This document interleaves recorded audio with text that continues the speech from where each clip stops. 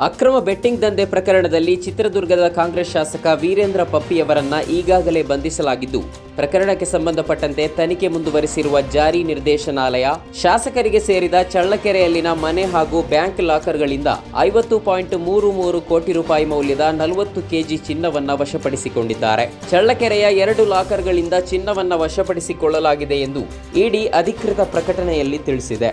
ಅಸ್ಸಾಂನಲ್ಲಿ Bodoland territorial council ಚುನಾವಣೆಯಲ್ಲಿ ಬಿಜೆಪಿಗೆ ಸೋಲಾದ ಬೆನ್ನಲ್ಲೇ ಇದೀಗ ಬಿಜೆಪಿ ಹಿರಿಯ ನಾಯಕ ರಾಜನ್ ಗೊಹೈನ್ ಅವರು 17 ಸದಸ್ಯರೊಂದಿಗೆ ಬಿಜೆಪಿಗೆ ರಾಜೀನಾಮೆ ನೀಡಿದ್ದಾರೆ.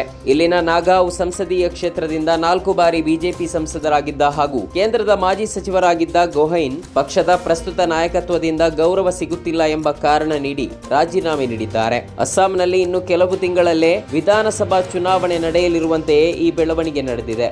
ದಕ್ಷಿಣ ಫಿಲಿಪೀನ್ಸ್ನಲ್ಲಿ ಭೂಕಂಪ ಸಂಭವಿಸಿದ್ದು ರಿಕ್ಟರ್ ಮಾಪಕದಲ್ಲಿ 7.6ರಷ್ಟು ತೀವ್ರತೆ ದಾಖಲಾಗಿದೆ. ಸುನಾಮಿ ಎಚ್ಚರಿಕೆ ನೀಡಿರುವ ಭೂಕಂಪ ವಿಜ್ಞಾನ ಸಂಸ್ಥೆ ಕರಾವಳಿ ಪ್ರದೇಶದ ಜನರಿಗೆ ಸುರಕ್ಷಿತ ಸ್ಥಳಗಳಿಗೆ ಸ್ಥಳಾಂತರಗೊಳ್ಳುವಂತೆ ಸೂಚನೆ ನೀಡಿದೆ.